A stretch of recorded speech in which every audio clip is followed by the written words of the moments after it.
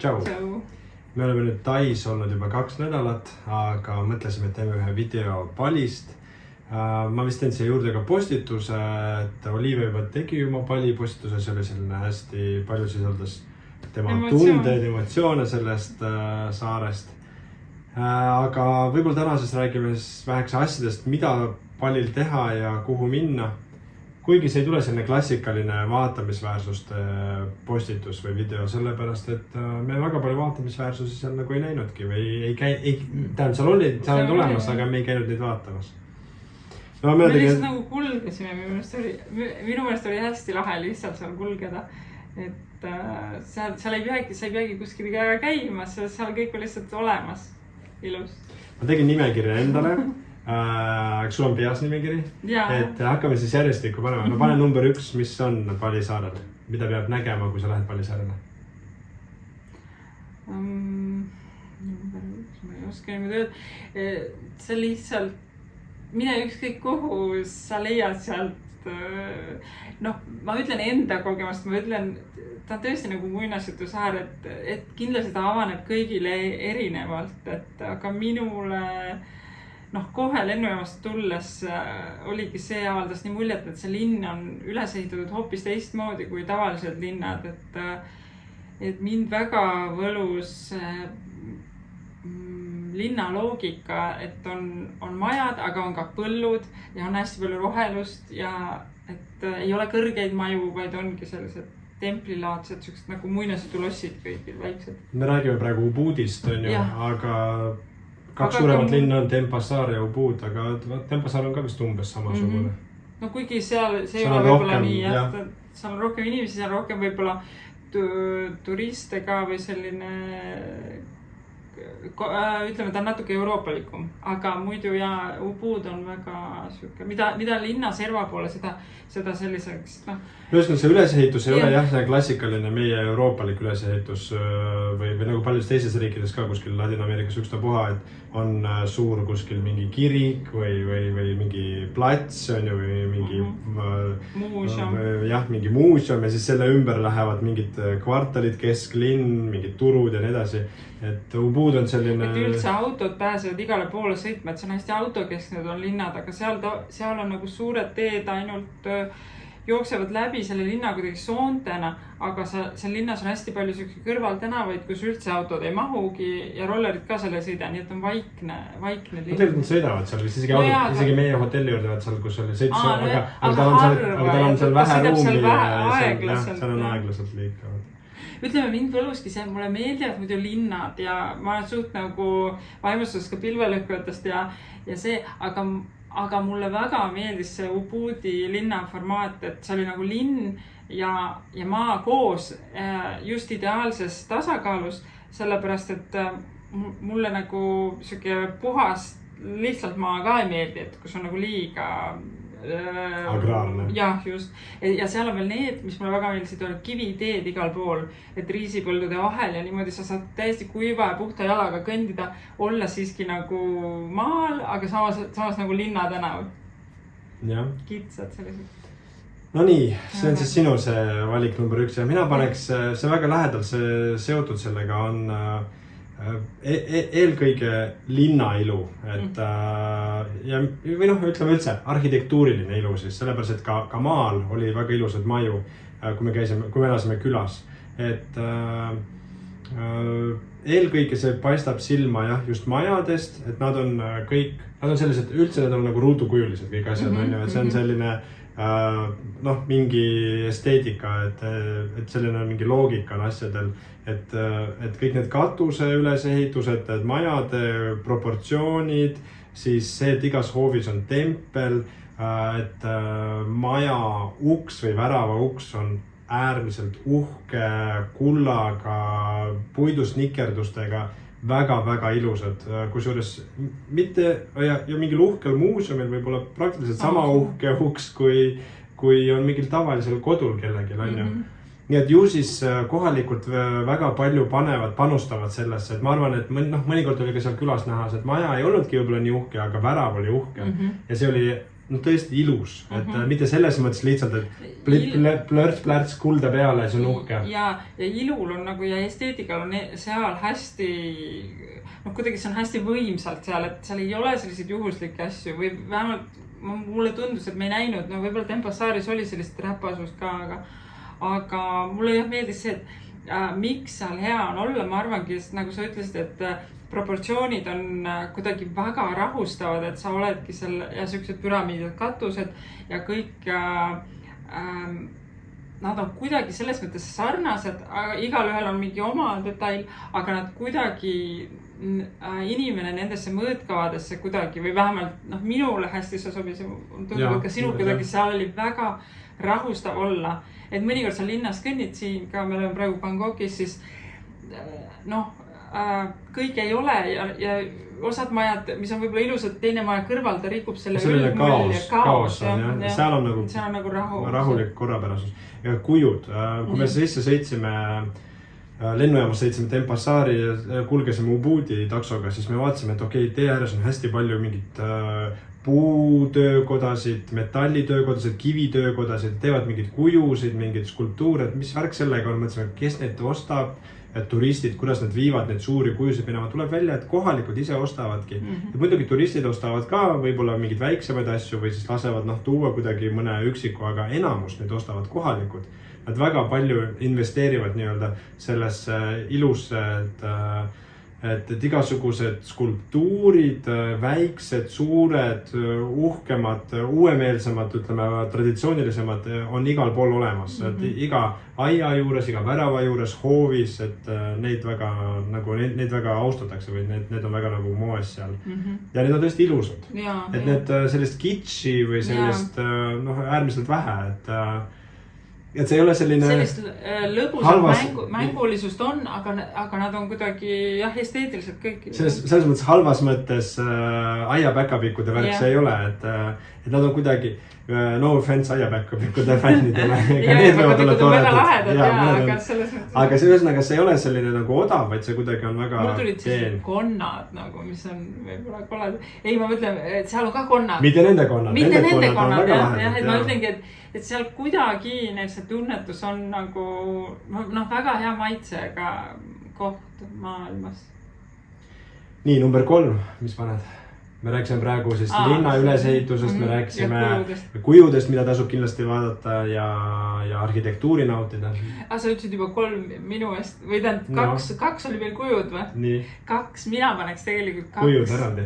Ei, kujud eraldi, ma paneks arhitektuuri ja kujude vahele paneks looduse veel, et nagu linna planeering ja siis loodus, mis kohe mühinal tuli peale, et need riisipõllud ja nagu džungel igalt poolt ka, et kus ei ole maju, seal kohe lokkab kõik.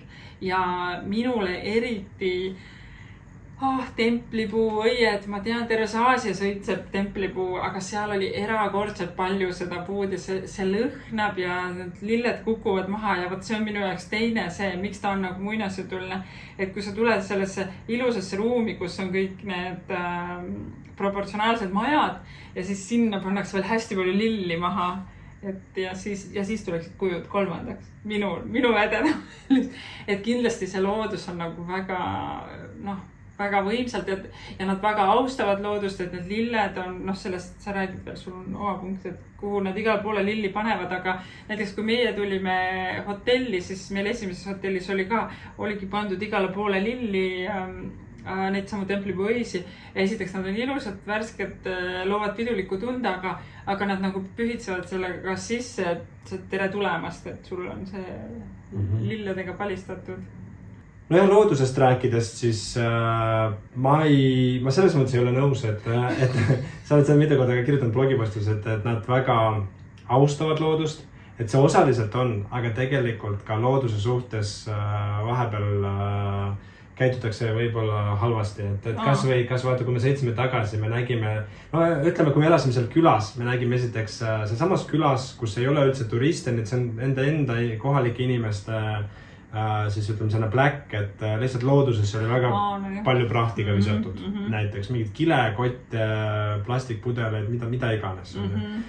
Teine on see, et me sõitsime tagasi autoga sealt külast läbi mägede ja siis tegime ühe väikse peatuse ja siis ma lihtsalt vaatasin, kuidas üks naine koristas seal tee ääres. Ja siis ma vaatasin, kui hea, et ta koristab, seal oli tal mingi maja või seal, aga seal on kõik nagu hull loodus kohe tee ääres. Ma vaatasin, ta kõik pühkis nagu kilekotti selle prügi ja siis ma vaatasingi, et ta hoolitseb.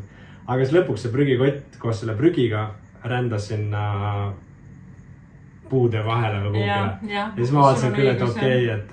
Aga Ubudis oli samas puhas või puhtam vähemalt küll. Jaa.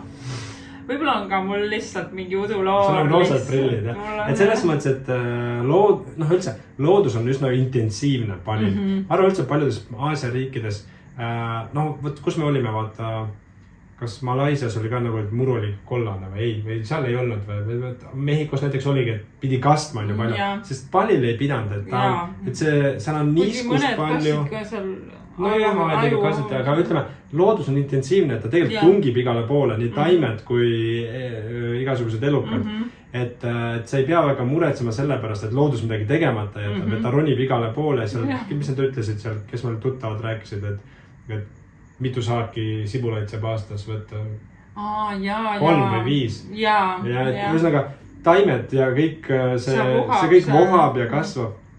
Aga kohalikud suhtuvad sellesse, ma usun, et nad suhtuvad enamuses lugupidavalt, kuid nagu iga sellised tsiviliseeritud ühiskonna paratamatu selline miinus või see pahu pool on see, et ikkagi loodust kuritarvitatakse ja seal ei ole nüüd igal pool nii puhas, et on ikka kohti ka, kus on prügi päris palju, et nii looduses kui tänavatel. Aga loodusel on eriline muidugi koht seal, et kõik need nagu sa ütlesid, templipuuõied ja see, kuidas nad teevad, ütleme, üks punkt, mida võiks siis kindlasti mainida, on üldse suhtumine religiooni. Ma ütleks, et kohalikud ei ole nagu võib-olla väga sellised, seda on väga raske sõnastada, nad on ikkagi väga usklikud inimesed väga paljuski, aga nad ei ole kuidagi nagu fanaatilised. Ma ei oska seda, kas ma ei tea, kas see seletab, mida ma tahan öelda.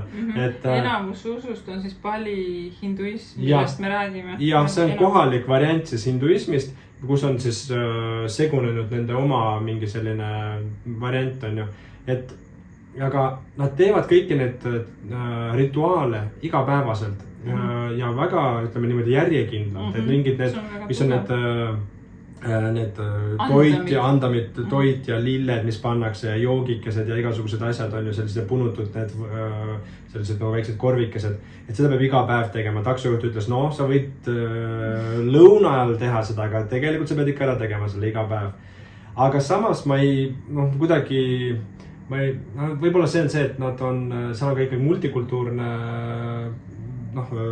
riik ja saar, seal on ka moslemeid, on valgeid inimesi, on katoliiklasi, igasugused on ju, siis nad võib-olla kuidagi suhtuvad sellesse niimoodi, et nad ei nagu suru peale seda kellegi. Ma ei tea, kuidagi see tunnetus mulle meeldis, et see religioon ei ole, ta on nagu oluline nende jaoks, aga see ei ole nagu selline agressiivne vorm või kuidagi. Ja pluss need lille andamid teevad ka jälle kõik selle ilusaks, sest et enamasti nad panevad lilli sinna, et templite peal jälle ilus.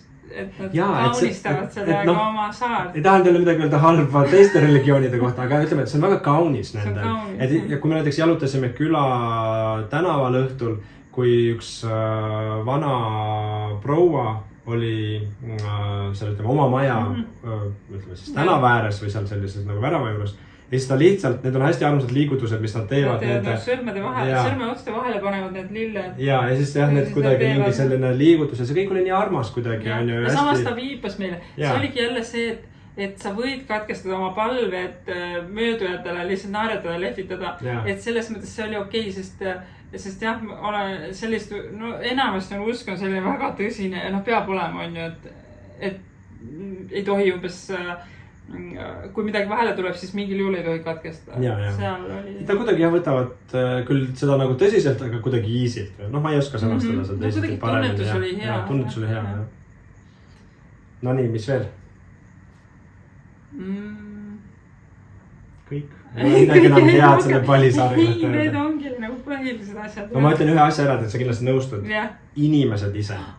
Selles mõttes, et see ei ole mingi vaatamisväärsus, aga hästi sõbralikud. Seda ei saa teha, selles mõttes, et see on lihtsalt, nad on kuidagi hästi avatud ja... Et meil on nüüd 4 riiki, Malaisia, Vietnam, Tai ja Bali. Kindlasti Bali inimesed on kõige sõbralikumad. Siis Indoneesia, laiemalt. Laiemalt Indoneesia, me räägime Balist jah, et me nagu teiste saarte kohta ja selle riigi kohta nagu ei oska öelda, aga Bali on, ütleme ka selles mõttes ta nagu eraldi. Ta ei ole nagu ülejäänud Indoneesia, ta on täiesti omaette teema. No iga saar pidi olema. Jah, et kui me räägime Indoneesiast, praegu me räägime ainult Bali saarest, et need inimesed seal, balilased siis, on väga sõbralikud, väga, ma ei tea, mis see sõna võiks olla, nagu see humble või mis see on nagu... No jah, nagu tagasihoidlikud. Nagu tagasihoidlikud, jah, mitte jah, kuidagi... Naeratavad, abivalmid. No nagu leebed, jah. Leebed, vähekese võib-olla nagu keegi ütles ka, et nagu lapsed on ju, et selline naiivsus on. Ma ei tea, kas seda sõna kasutada või kas see sobib, aga midagi sellist on. Nad on nagu... Nad ei ole nagu ära rikutud või kuidagi, Aga see ei tähenda muidugi, me ei räägi seda, et mingid nagu metslased või et nagu selles kasutavad nutitelefone ja kõik see elu käib seal samamoodi nagu ülejäänud maailmas, aga nendes on säilinud mingi selline asi, mida ma ei ole mujal nagu väga sellisel kujul näinud. Eriti muidugi seal Põhjapalis meie käest küsiti, aga neil on ka see komme olnud, vaata mis Margus rääkis, et pead... just Põhjapalis, kui me olime rohkem nagu see, et küsitakse kuhu sa lähed ja me mõtlesime, et huvitav, et nad lihtsalt uudishimulikud, et küsivad. Aga siis Margus Kalam ütles meile, et tema on hästi palju Aasias üldse ja teab neid võib-olla sügavuti rohkem neid asju. Et tema ütles, et see on vanast traditsioonist, et küsida ka, kas oli, kas sul on kõik korras või põhimõtteliselt, et kas sa oled söönud täna... Kas sind on ka viia näiteks kuhugile, et kuhu sa lähed, et kas ma näiteks aitan sind hobuse või käruga viia või kellegi selle. Või et kas sa oled söönud, et kas sul on vaja... See oli hästi kummaline, sest seda küsis meie käest, alustuseks küsis seda meie käest meie esimese majutuskoha perenaise Lubulis. Ja iga kord, kui me Google'i läksime, ta küsis, kuhu te lähete. Ja siis me mõtlesime, miks ta kontrollib neid kogu aeg, et me läheme Google'i, ma ei tea, praegu lähme sinna jalutama lihtsalt või lähme restorani või lihtsalt me ei tea kuhugi, just walking on ju. Ja iga kord ta küsis. Ja siis kui Margus selle ära ütles, siis sellepärast küsis, sest külas ka mingid suvalised inimesed küsisid, kuhu sa lähed. Seal eriti seal Põhjapalis küsisid, jah. Et kuhu sa lähed nagu, et see oli nagu täiesti arusaamatu, aga siis nagu ja see nagu klappis ka, et selles mõttes, et ma mõtlesingi, et see on nagu imelik, et nad on nii sõbralikud, aga miks nad seda nagu pärivad. See sobis väga hästi sellega, nende maailmapildiga kokku. Ja mina siis eraldi punktina paneks, meil sattus niimoodi. Muidugi inimestest ma ühe asja veel ütlen, et seal esimest korda Vietnamis ja Malaisias seda ei ole, on ju, seda kätega, seda tänamist. Seda on ka siin Tais väga palju. Ja mulle Palil oli ka. See on täitsa külge jäänud ja see on vabandusliigutus, see on tänuliigutus, see on mis iganes sellise jällegi, et sa nagu näitad, et suhtud lugupidavalt, et see on hästi armas, seda tehakse siin ka supermarketides, näiteks Tais on, kui sa ostad, siis lõpus kui ära maksad, siis sulle niimoodi tänatakse. Hästi armas jääb külge. Jääb külge ja mõni, kes on eriti viisakas ja mina ka, või sa peegeldad seda, et kui teine, siis oleme teinud korduvalt nii ja see on tegelikult, see näitab, see on nagu loomade puhul ka või koera, meil on enda koer olnud, et kui koer niimoodi paneb pea, siis ta nagu alandlik, aga samas on nagu armas, et tal ei ole mingit relva, ta ei ründa sind, et ta niimoodi võtab selle kokku ja sul ei ole relva ja mingi üles. See on jah väga, ja seda me teeme siin ka, aga Tais on ka hästi palju. Tais on seda ka jah, palju ja Palil oli ka. Nii, aga üks üritus, räägime ühest üritusest, et me käisime Palil just sellel ajal, kui seal oli Njöpi ehk vaikuse päev ja see on ka nende nii-öelda uus aasta, et täitsa juhuslikult, me nüüd siin Tais oleme 4. korda tähistame uut aastat, Songkran oli eelmine nädalavahetus, aga Neepi oli hästi huvitav, et see on vaikuse päev.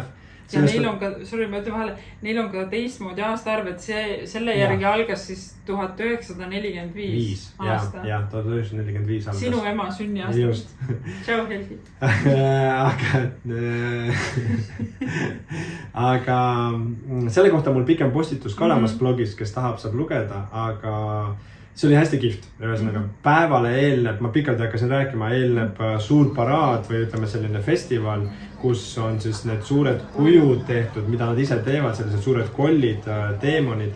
Ja päev hiljem ongi, mis on vaikuse päev, et terve saar sureb välja 24 tunniks. See algab hommikul vara ja järgmise hommiku kella 6 hommikul. Ja kui ma ütlen, et terve saar sureb välja, siis see ei ole selline, et on nagu vähem liiklust, vaid sa ei tohigi käia kuskil. Ükski lennuk ei maandu, ei välju, ükski auto ei sõida. Inimesed ei liigu, kõik poed on kinni, kõik haiglad, kõik asutused, kõik galeriid, restoranid, kohvikud, kõik on kinni. Ainukene, kes siis on lubatud liikuma, on sünnitajad. Keegi oli veel, ma ei mäleta, kiirabiauto nagu põhimõtteliselt laias laastus, et see on kõik. Ja ongi vaikuse päev ja mis ma avastasime ka see, et lugesime selle kohta, et tuled pannakse kustu, et isegi kodudes nagu ei ole okei, kui sul väga eredad tuled põlevad. Me tõesti, me olime selles majutuses, tõesti ongi linn pime. Ja tähistaevas tuli nii, tõesti, et ei ole segavaid valgusallikaid öö oli pime, seal muidu ikka midagi põles kuskil ja ega ta ei ole mingi seal kusjuures Palil ei ole tänavavalgustust. Või vähemalt mitte sükest... Külas oli kusjuures meil. Külas oli, aga puudis ei olnud. Puudis tähendab, jah, ma tahtsin öelda. Et ta ei olegi nii, aga ikka poe tuled ja mis need tulevad.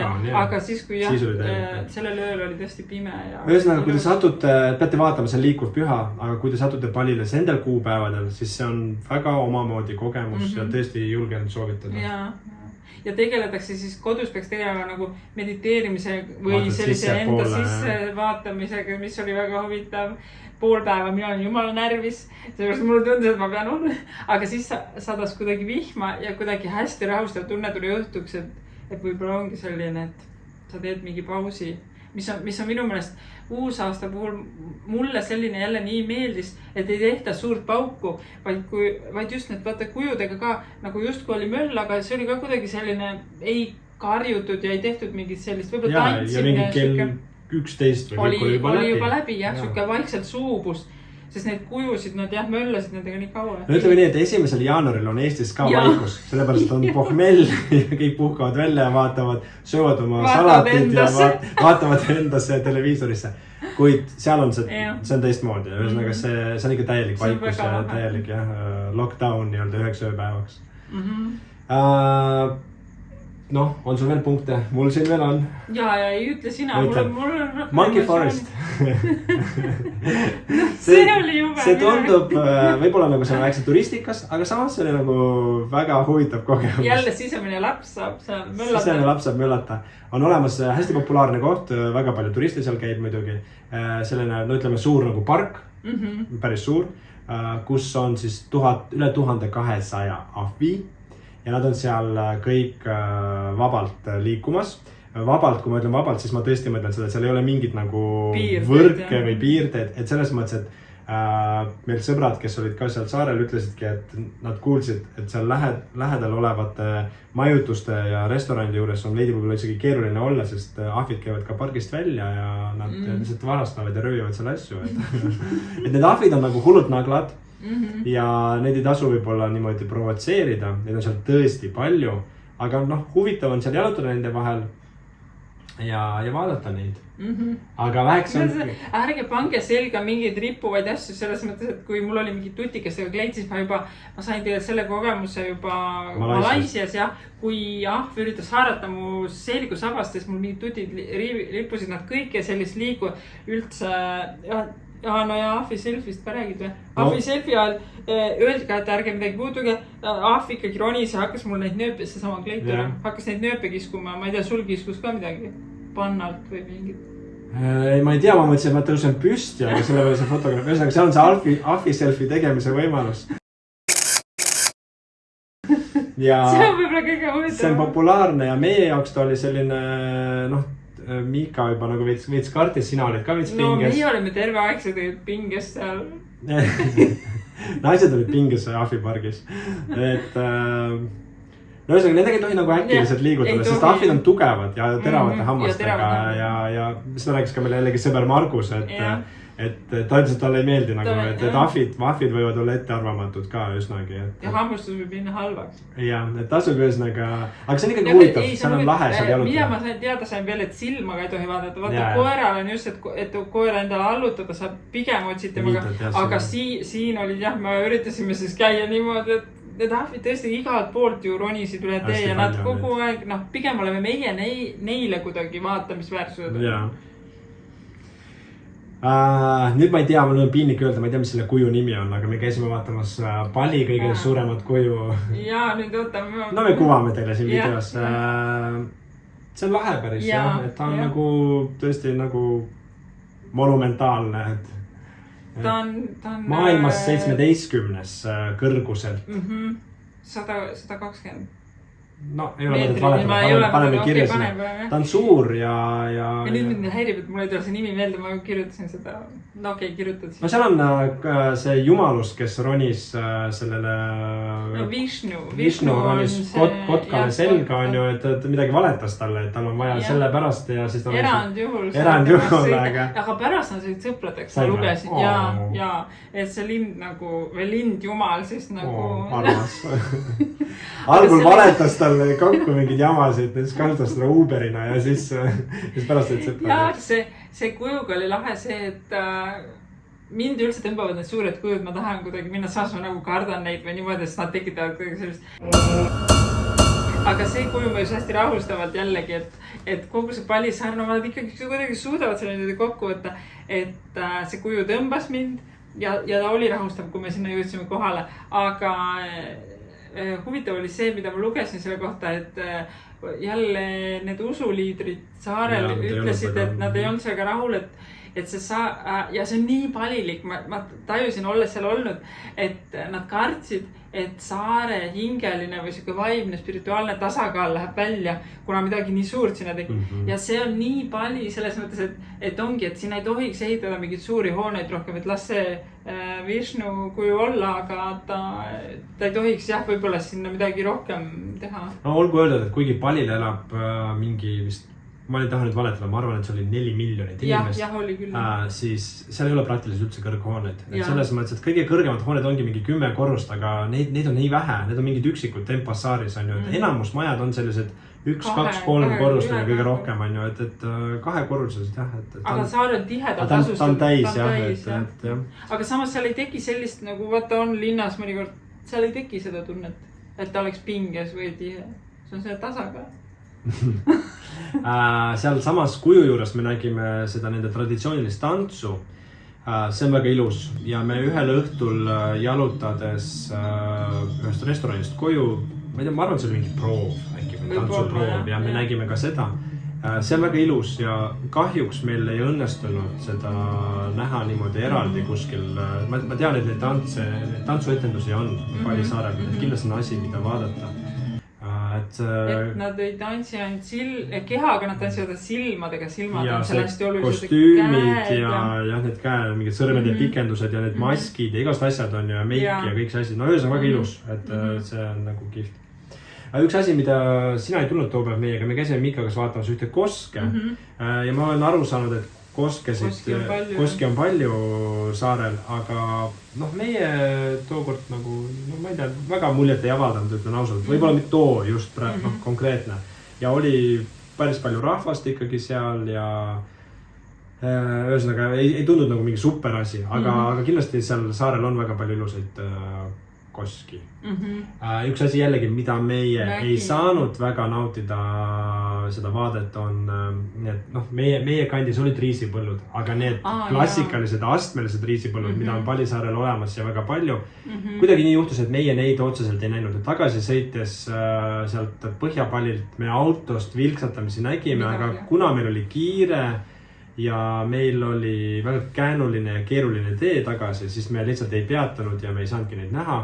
aga kui me läheme kunagi tagasi, siis me läheme kindlasti neid vaatama. Ja üldse riisipõllu värv teatud palli valguses. Kell 5. Kui päike on madalalt langeb, ta läheb tõesti nagu särama, et ta on siuke ere roheline, et see on tõesti uskumatu värv. Ja, nii et ma arvan, et kui veel neid astmelisi näeb, et see on väga ilus. Et kindlasti, kui teie lähete kunagi Pallisaarele, siis minge vaadake ja otsige üles need riisipõllud, et nad on hästi ilusad. Nii, mis veel? Mul on veel siin kirjutatud massaaž. Massaaž, kõik räägivad muidugi Tai massaažist, mis on kuulus massaaž üle maailma ja me ei ole veel Tais massaažil käinud. Aga me käisime seal Palil ainult ühe korra kahjuks.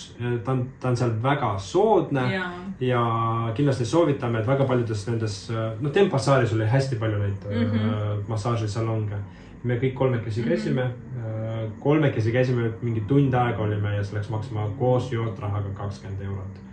Massaaž ise oli, kuidas? Sul oli liiga valulik? Ei olnud, valulik ei olnud ja seal sai tellida pehme, keskmine ja tugev. Mina valisin pehme, mulle ei meeldi väga tugev massaaž, aga see sõltub kätest, tal olid nagu väiksed käed. Et võib-olla nagu suurema. Palilased ei ole ise ka väga suured inimesed. Ei, ma ei tea, kuidagi okei oli, sul oli mõnus. Mul oli päris okei, mul oli jalamassaaž, et vahepeal küll mul oli see tunne, what the heck are you doing? Ta tegi päris valusust. Ma imestasin, et isegi Miikale lubati teha, või tähendab, Miikal vist pool tundi tehti või? Tal tehti lühemalt. Jah. Aga kõik terve keha, ma lasin ka täiesti keha. No ühesõnaga, see on selle asi, mille poolest ka Pallisaar on üsna tuntud, et seda oli ka mitmes kohas kirjutatud, kui me lugesime, et pallimassaaž siis. Nii, kas mul on veel siin midagi kirjas? Mul on üks asi veel kirjas. Pallikunst. Ja ma räägin siin maalikunstist, visuaalsest kunstist. Kui me rääkisime see, et nende arhitektuur on kena, siis minu meelest nendel ka maalikunst on äärmiselt heal tasemel. Esiteks me sattusime ühte galeriisse, kus oli ka nagu moodsad kunsti, täiesti olemas, selline nagu Eestis või nagu mujal Euroopas või lääne ühiskonnas. See maja oli ka nagu modernne. Jah, ta oli hästi modernne kusjuures, aga samas säilitas ka mingid sellised pallielemente, väga ilus. Ja siis me sattusime ühte galeriisse, mis oli nagu, kus müüdi kunsti, aga see oli mingi 7 saali, väga suur. Kas sa mõtled see? Meie esimese maitse lähedal. Me kõndisime, Rudana muuseum viimaks, me kõndisime läbi selle galerii, uurisime pilte, küsisime ka hinda mõnel pildil seal ja siis viimane me olime ühes Rudana muuseumis. Muuseumid on mitmeid Ubudis, ma usun, et ka mujal saarel. Ja see Rudana muuseum avaldas ka väga muljet, et just ta ise hoonena ka. Ja, hoone ise on hästi ilus riisipõllu ääres kohe. Ja see hoone on suur, seal oli mingi 3 korrust ja siis kõrval oli veel nagu galerii suur. Ja suur hoov, kus on ka jälle templid ja uhked. Aga kunst on nii heal tasemel, maalikunst, et nendel on see traditsiooniline, ma ei oska seda kirjeldada, ma panen siia mõned pildid selle videol, et ta on hästi tume ja ta on mõnikord nii tume nii värvide poolest kui ka teemade poolest, seal on igasugused teemonid ja need maskidega asjad ja nii, aga samas on ka loodust ja nii, aga vaat see moodne kunst ka, tüüp, kes tegi nagu traditsioonilises stiilis, aga tal olid hästi tihedalt joonistatud täis. Ja, et seal üldse hästi hinnatakse mustreid ja kõik nagu see puunikerduses on maalides ka kõik need mustrid. Detailsus, et näha on, et meeletu arv töötunde on maetud nii olgu nendesse nikerdustesse, mis on puidust tehtud, kui ka nendesse maalidesse. Mulle väga avaldas mulje, selle kohta ma teen kohe ka jällegi eraldi postituse, et ma teen 4 kunstielamust, mis ma olen reisidelt saanud ja üks nendest on kindlasti Palli maalikunst. Väga kihvt. Ma kindlasti tahan endale midagi osta tulevikus sealt. Ja hinnad olid väga normaalsed, kui ta ütles, et tööaeg oli aasta ja see oli 3500 €, aga ta ütles, et ta tegi maalis seda aasta. See viitab ka sellele, kui palju on Pallil kuupalk, et kuskil lugesingi, et keskmine kuupalk on 300 €. Et kui sul on 300 € kuupalk, siis ongi 3500 maal. Aga see maal oli väga ilus, väga kihvt. Ja käsitöö muidugi. Käsitöö, ja mulle meeldis jällegi, et ta oli maitsekas, et ei olnud sellised, kuidagi ei olnud nagu kirju või võib-olla mingid turistid, me ei käinud ka, võib-olla me olime rohkem ääres, aga selline lihtsus ja selline väga maitsekas. Nendel on kuidagi see esteetika on väga paigas, jah. No nii, selle ma arvan, et me see oli pienetult pikk video, ma ei tea, kes seda viitsib vaadata, vaadake, kui keegi viitsib, aga like, subscribe. Minge mägedesse ka, sinna me ise ka ei jõudnud. Me jõudnud ka mereäärde kusjuures. Me olime juba puudis, mis on ju saare keskel ja pärast me läksime Põhjapalile, kus on meri, aga... Seal meri oli must just, kui tundus. Ja tegelikult ei olnud. Tegelikult ei olnud, see oli see laavakivi, ja pluss mingid hoovused, see üks mees seal meile rääkis, et tegelikult vesi on täiesti puhas. Aga just nagu me ei jõudnudki ujuma ja mägedesse me kahjuks ei jõudnud selles mõttes, me ei jõudnud sinna nagu vaatama. Me sõitsime läbi. Kui sa sõidad Ubudilt Põhjapalile, siis see tee läheb, see on väga käänuline tee, see läheb läbi mägede, see alguses ainult tõuseb ja see tõuseb praktiliselt tund aega ja siis tund aega sõidad allapoole. Ja see on nagu täiesti omaette kogemus. Ma arvan, et seal kindlasti mägedes oleks ka lahe elada, nagu sa ütlesid, vaata, et me kunagi võib-olla läheme veel. Kui sa nagu ütlesid, et sõita ja peatuda, seal on sellised vaateid ja siis veel, kui veel minna edasi, siis seal oli see rahvuspark, mis tundus ka väga lahe. Noh, me sinna ka ühesõnaga, Palil on mida näha ja vaadata ja teha, et kuigi väike saar. Aga väga... Pindalalt on ju väike, ja. Vaimselt, tohutu. Like, subscribe, meil on ainult 33 tellijat, meil on vaja 33 000. Külastage Palit.